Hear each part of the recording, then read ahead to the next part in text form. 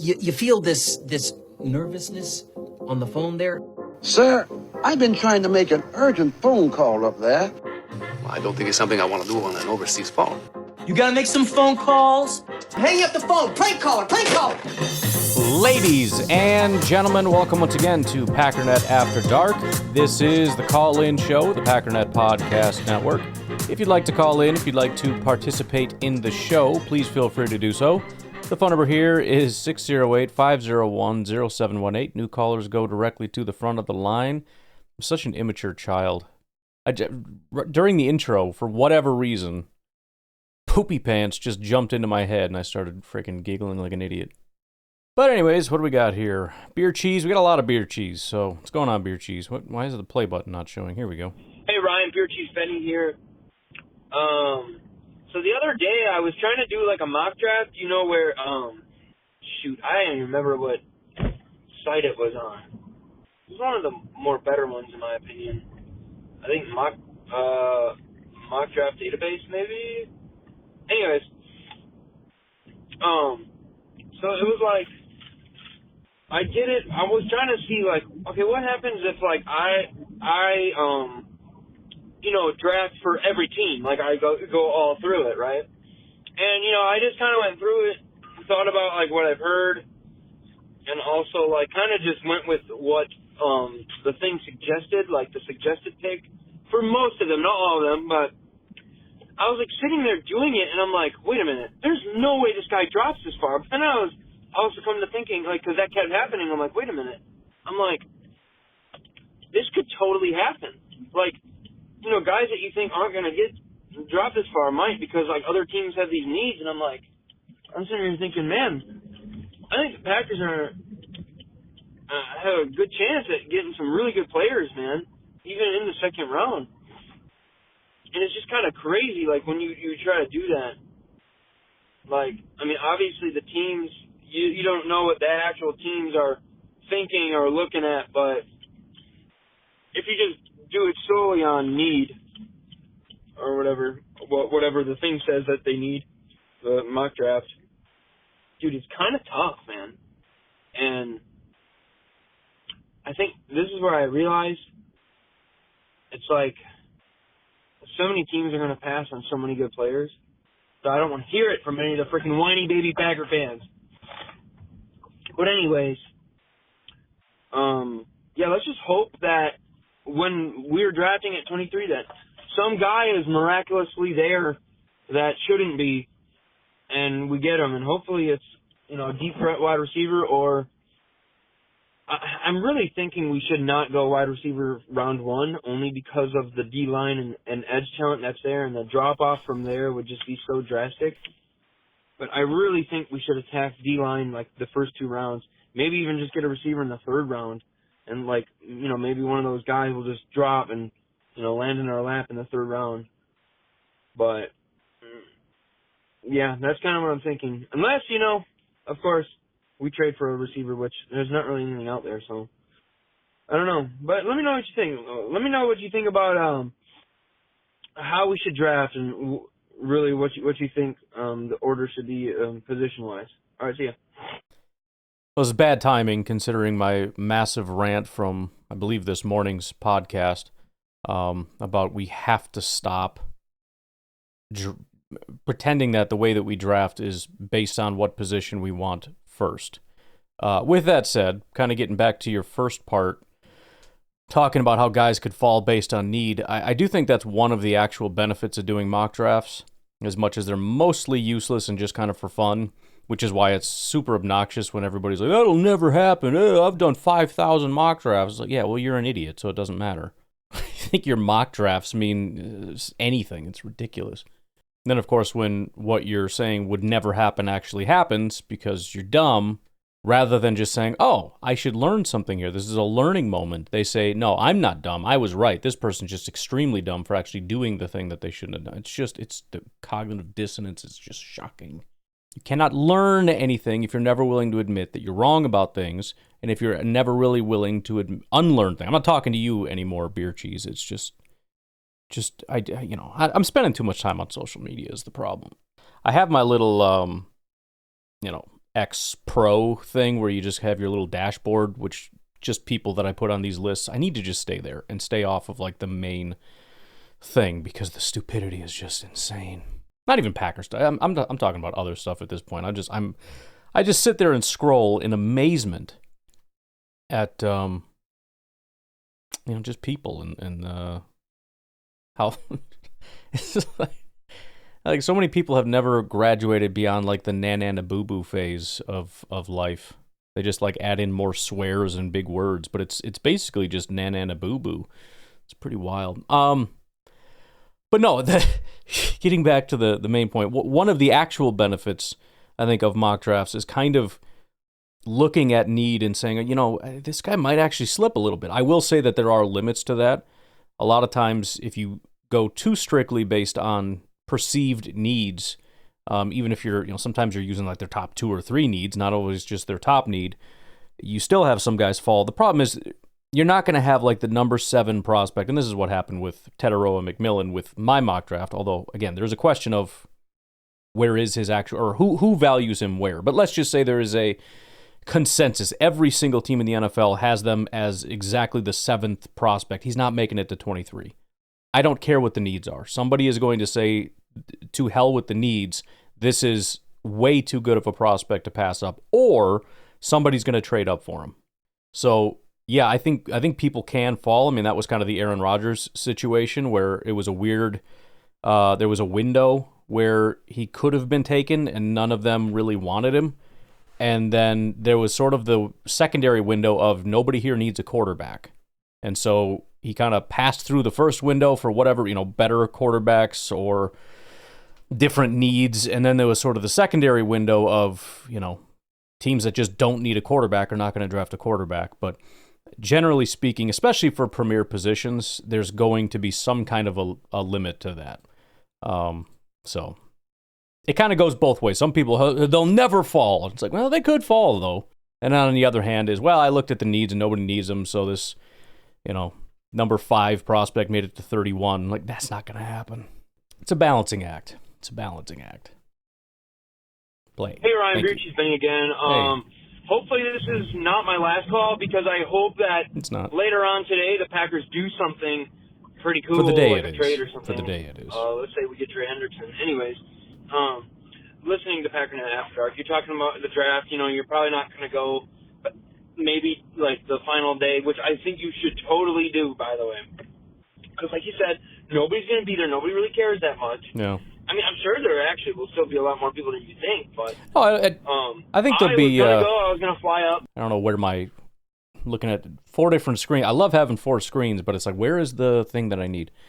I think there'll be a lot of people there, but it'll just be less crazy. Day 1 will be the most packed. Day 2 will probably calm down a little bit. And day 3, even if you could say it's the same amount of people, it's spread out so long. So you got people that have been doing like hardcore day 1 and 2, they're going to want to sleep in. You know what I mean? Like if they're staying all 3 days, you take a day, and maybe spend a little bit less time pushing up toward the stage and kind of wandering. That'll be when the sledding hill will be a little bit more full and the football field and the restaurants and bars will be a little bit more packed. But I think like the main area will be less psychotic than probably the first 2 nights. And again, probably significantly less drunk. Still drunk. You got people that are like hungover from 2 days straight, waking up and slamming a few beers. I don't know if you guys are familiar with that. It's a very important Wisconsin custom, but also called alcoholism. But anyways, there'll be a little bit of that. But I'm envisioning day 1 of people getting there early, slamming beers all day. It doesn't even start until 7. Packers don't make a pick until like 9:45.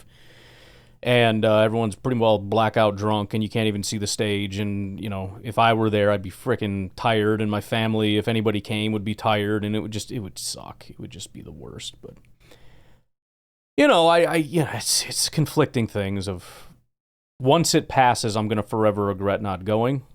But sitting here right now is like, I don't know, what the hell, what am I going for? This is not something that I would ever enjoy. But it really just doesn't make sense for me to go, Like, I'd be flying up from South Carolina for 3 days. Like, for me, the only way it's worth flying up to Wisconsin is if I'm going to be there for, longer than 5 days or whatever. But being that the draft's only 3 days, like, that would literally be pointless. And plus, I need to save my vacation days for later on. But I really would love to go, but I really think you need to go to that final day, man. This is a once-in-a-lifetime thing. Like, I remember when I was in high school, man, and, like, everyone, we were all like, man, like, they always had talks like, oh, Green Bay's trying to get the draft in Green Bay or whatever, or Packers are trying to get draft in Green Bay, and me and my buddies were like, oh, dude, if they freaking came to Green Bay, we would totally go, man. And it's like, now that, of course, like, I don't even live in Wisconsin anymore. It's like freaking like crap. Of course, dude. I don't even live there anymore. If I still live there, dude, no problem. Bro, I'd go because like my parents, they only live like I don't know, like an hour and 45 from Green Bay, something like that. So like, it wouldn't be a big deal. And my in-laws, they live like 45 minutes from Green Bay.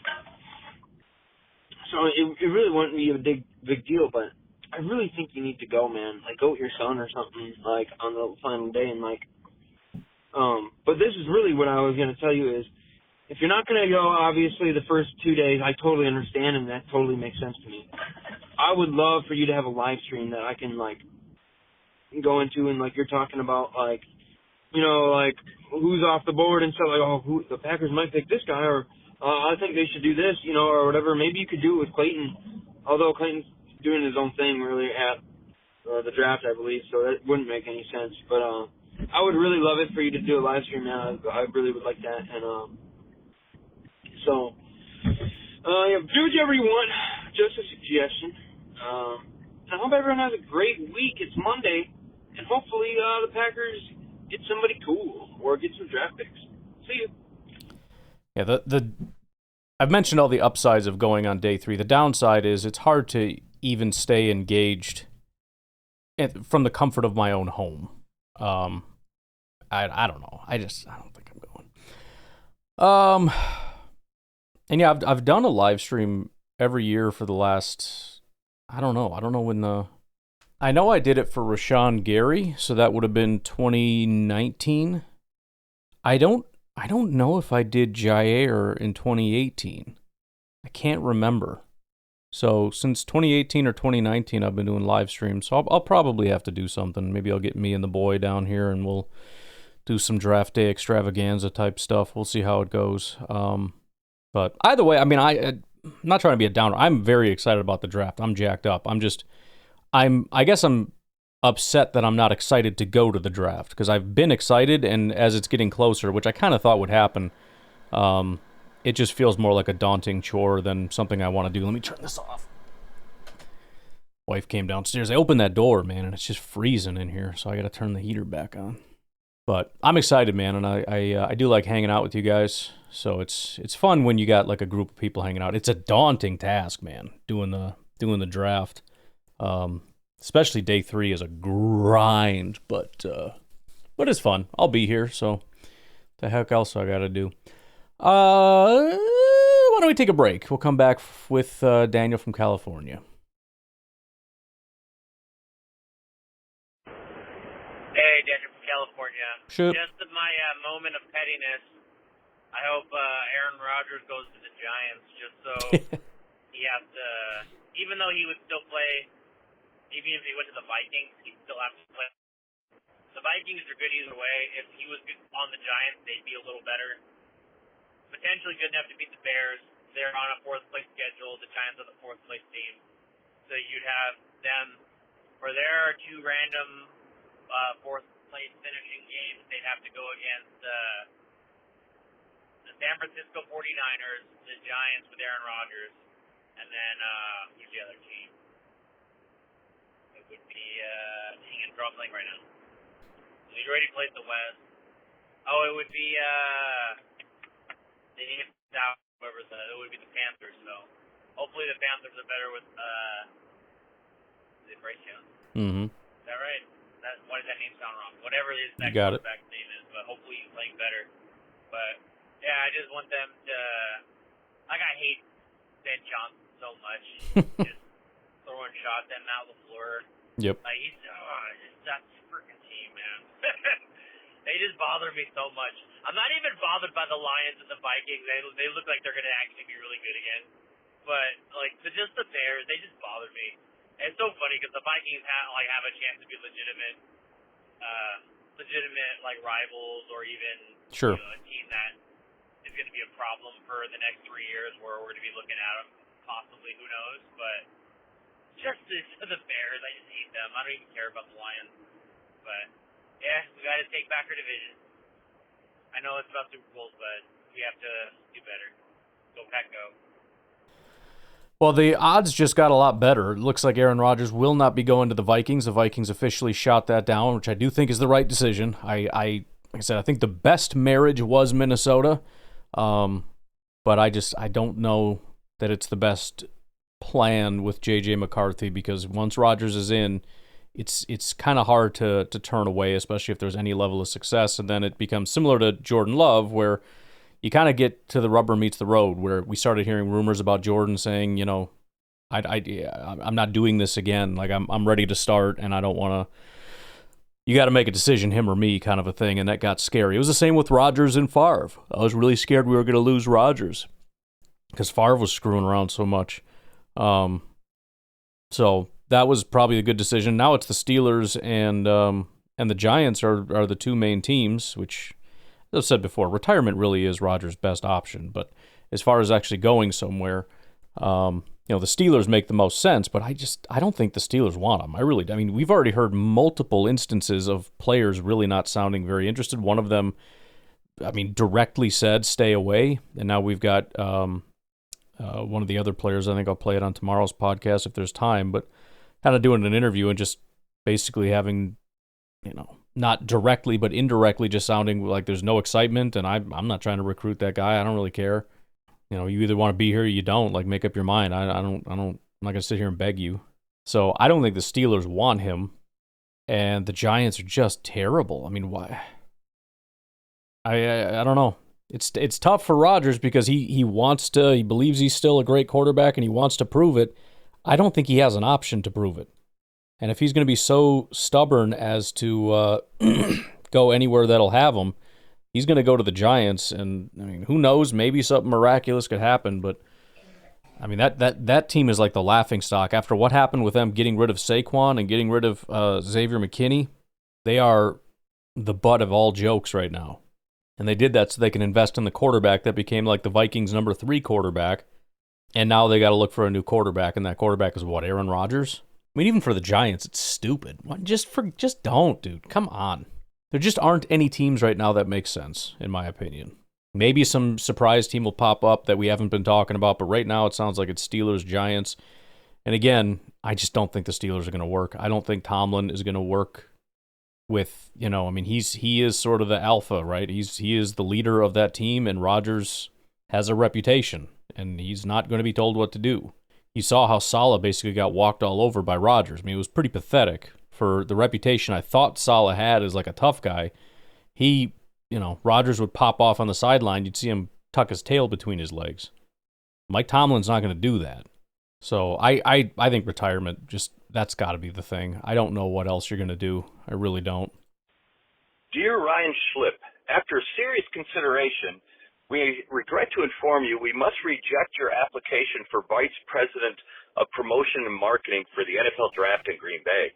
While we appreciate your time and effort, your slogan of "it's just one big pain in the ass" is not quite appropriate for what we're trying to do. And your secondary application of "if the juice is just not worth the squeeze" is also, while family friendly, is not quite the message we are trying to send. So thank you very much for your time. We appreciate your application. Thank you very much, Mark Murphy. And P.S. Please do not apply again. Thank you, Ryan. Bye.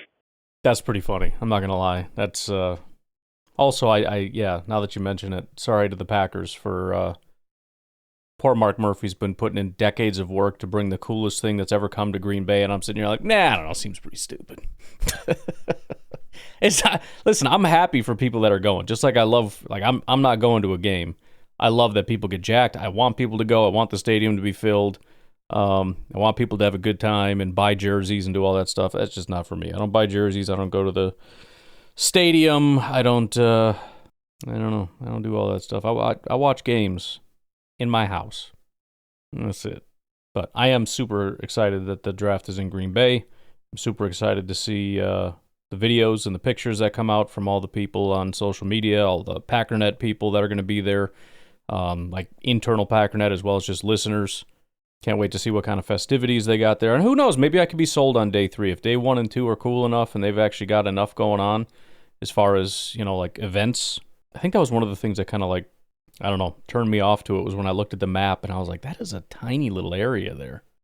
Like you can't do that much in that area.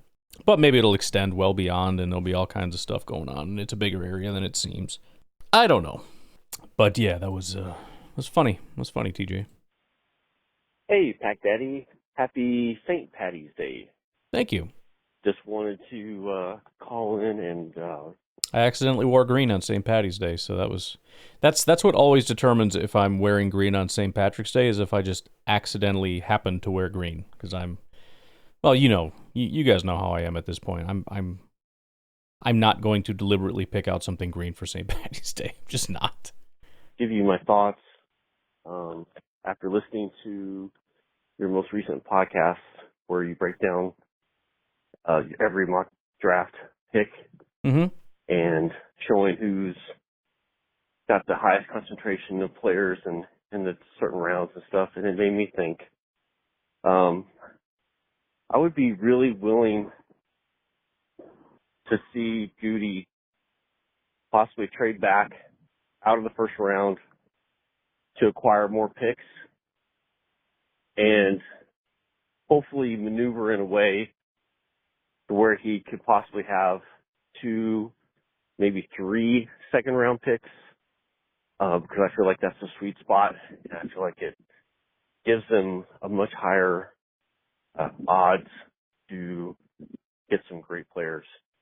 And I just wanted your thoughts on what you think are the possibilities or scenarios that could work that out, and I will give you mine.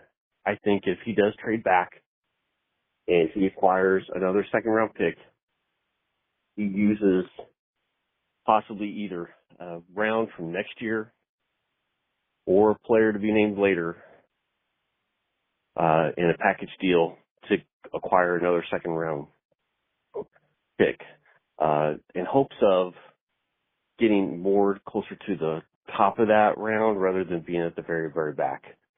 And I just think there's a high percentage of guys that I think Green Bay would have a great fit for that are at the top of that second round. So, I mean, I would really love to see it happen. I'm just wondering if it's really a possibility. And I honestly think if he plays his cards right, I think that would possibly be a great move.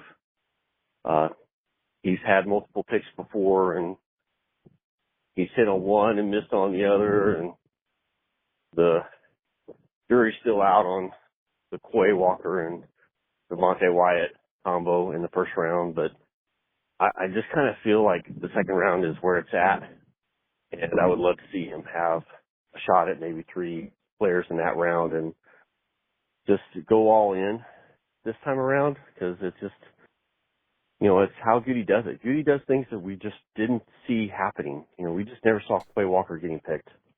Maybe this year that's what he does. I'm out. Yeah, I think, first of all, just for clarification, the thing that I did was based on the consensus big board where the clusters were, not necessarily mock draft picks or whatever. But I think one thing that is probably true, I'm not looking at it right this second, and I'm not going to go digging for it necessarily, but I don't think there were any positions that were exclusively first round. In other words, if you don't get him in the first round, you're not going to get him anywhere else. So if that is the case, you could certainly make a case for trading back into the second. Now you've got 2 seconds, and then hopefully, like if you load up in the third, I think the third was one of those areas where wide receiver was massive, but also I think like defensive tackle or whatever. Now, we're probably getting too, specific here, but in general, if that is the case, where there's not super elite top-end talent and things kind of maintain for a long time, if you can gather more value and try to position yourself to where you think the value is going to be, I think you could make a case for that. Now, my conclusions based on the consensus big board might not be where the Packers are at, but it does seem to be the consensus that it's not a super high-end, like top-end kind of a draft. So I do think that that's the case. I think that the biggest concern or the most difficult thing is, I mean, if that's the case, everybody wants to trade back. So then finding somebody to trade up is the most difficult part. I think what works to their benefit is there are a lot of premium positions, even if there's not necessarily a ton of premium players. So you're at 23, you're looking at probably the last vestiges of, an edge rusher. There might be one left, or a corner, depending on, which ones you like or don't like, as far as the tiers that you have set up, or tackle could be another one. So maybe the stars align where the Packers don't see the value in these particular players, but there's a team, with the number, one of those teams like the Browns got a quarterback and they need something else. They want to get an edge, or they want to get a tackle or something, and so they want to use some value to trade up to protect the guy, or to grab the last wide receiver, or whatever the case may be. So we'll see. I don't know. Again, it all depends how things fall. We got to see how things unravel in the first round. If the edges all drop to you, then you got a ton of great options. Maybe you can trade back just a couple picks to recoup like a fifth, and then still get like the edge that you want or whatever. Maybe you have to trade up because there's just not, one of those premier guys, like Tedero and McMillan makes it to 18. I know nobody thinks the Packers would do that for a receiver or whatever, but maybe they would, or one of the edge rushers that they really like that they thought would be gone makes it to 18, 19, 20. You got to move up in that case, but everything is case by case. I've been saying it 1,000 times, and as a thought exercise, I get it, but you can't come into the draft with a predetermined plan. It's really just a matter of trying to prepare yourself for strategies. Like, if this happens, we want to trade back. And maybe in more scenarios than not, we are trading back, so you can kind of speculate that trading back is probably going to be the plan. But, there are scenarios where X, Y, and Z happens and we trade up, or a ton of scenarios where we stay, and a handful of scenarios where we trade back, and then how far and with who and what are we targeting, and, do we want to trade back far enough to make sure we get, a second and a third, or a second and a fourth, or a second and any additional value is worth something, or what are we trying to do and why?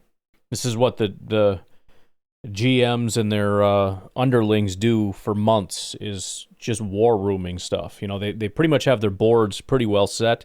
They do minor tweaking as they meet with different prospects and whatnot, but they pretty much have their board set. And now it's a matter of like I said, war rooming this stuff where you're coming up with all the different scenarios that might happen and really trying to get intel on other teams to determine, they're doing tons of mock drafts. As much as everyone, mock drafts can be stupid, there's a ton of value because you want to know what other teams are doing.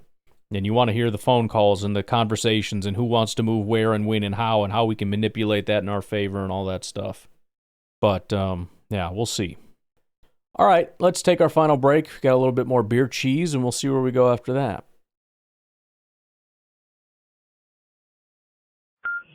Hey, Ryan, Beer Cheese Benny here. Hey. I'm just calling you every morning, man. I hope it's not a problem. You're good. I always have new thoughts, man, or new things to say.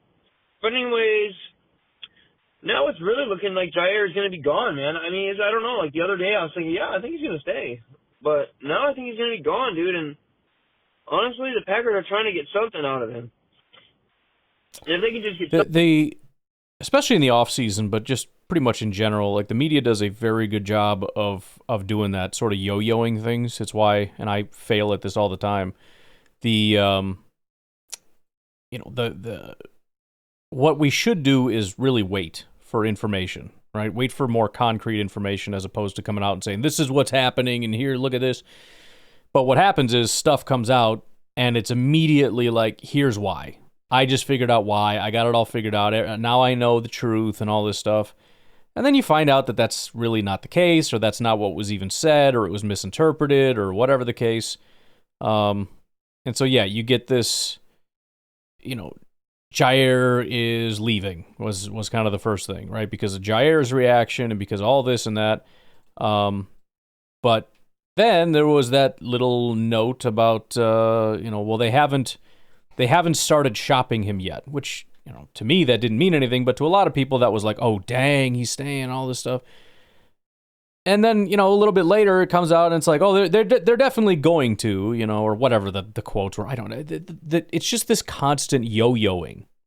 And if you chase everything all the way down to its most irrational conclusion, not that it's wrong, but just like the furthest extreme of, oh man, this is crazy. Guess what? This is the...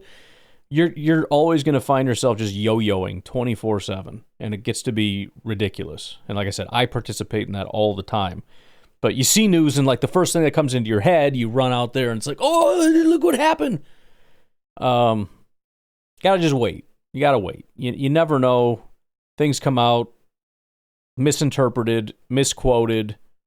Just let's step back, get some different perspectives, find out what's going on, because yeah, this is everything is this way. It's like look at Rodgers.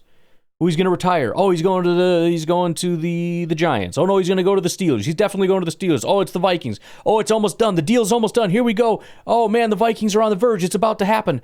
Oh, it's definitely not happening. He's not going to the Vikings. He's definitely not. He might retire. Oh, it looks like he might go to the Steelers. Actually, the Steelers player said he doesn't want him, so I don't think they're going to the Steelers. Oh, I bet he's going to the Giants. Oh no, actually, he's probably going to retire.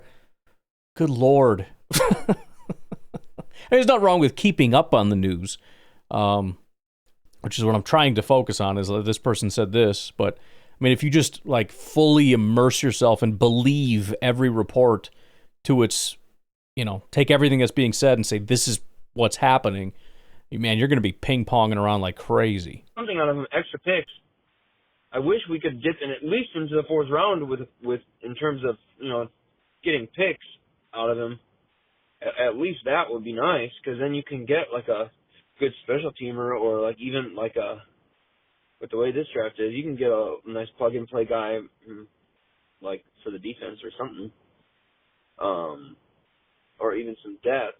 But I don't know, I'm so conflicted because I hear so many different things. But now I'm hearing like Jair doesn't even want to come back. It's like, all right, well screw you then, dude. I'm like, okay, I guess. But my thing is just do not release him, man. Get something out of him, man. It's just, and it would be sweet even if we traded into a team and got like a late pick, like a 5th or 6th round, and a like average player on the defense or something, like a corner, or a corner for corner trade. I don't know. But it'd have to be somebody that's, not as good as Alexander, but, not bad, though. I don't know. It's a messy situation. And, yeah, man. We'll see what happens, man. But again, in my opinion, with Trey Hendrickson, people are saying now that the Bengals can still, sign him, but I don't know, dude. I think that would be kind of irresponsible, man. You paid all this money to 3 players. I mean, you're going to be screwed for the years to come.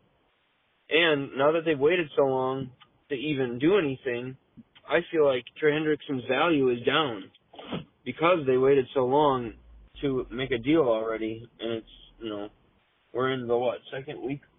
Almost the end of the second week of free agency. So, yeah, that's just kind of what I think. But hopefully, and the Eagles, of course, signed Ojulari, and it was like a cheap contract too, and I was like, really? I just don't know why. I would have liked him, honestly. Like, he's not like amazing, but it would have helped. But anyways, see ya. Yeah. I got to figure out how to. I just need to pause your calls more, I think. Because you say stuff, and then I'm like, all right, here's what I'm going to say. And then I kind of wait for it, wait for like and then it's like, I think you're just smooth with your transitions. Because normally it's like, oh, they move to a new topic, boom, pause, here's my thoughts. I'm always like, and then we get to the end and I'm like, what? You're slippery with it, dude. I can't grab onto it. And I apologize because I don't know why that sounded as weird as it did, but it sounds really weird, and I would take it back if I could. But yeah, Trey Hendrickson, we'll see. I don't know what's going to happen with that. Like I said, almost every team is paying 3 players a lot of money. That's not unusual to pay 3 players or 4 players or 5 players a lot of money. It's what everybody does. Maybe you don't usually see them like back to back to back, so it's like, oh, nobody can afford that. It's like, well, we're doing it. Everybody's doing it. They're just not really paying anybody else. I got Joe Burrow and then these 3 guys that they just paid, and 2 of them they were already paying, like I said. So it's not new contracts. I mean, they're new, but it's not like they weren't already being highly paid. They were being highly paid, and they're just getting a pay bump, which for this year is going to be a pay decrease. So they actually have more money than they did prior to giving these guys contracts. So I don't know if they're going to get a deal done, but my understanding of the Bengals is they don't like to get rid of their guys. They like to keep things in-house, much like the Packers, and he's a top guy, and they have the money to do it, so why not do it, you know?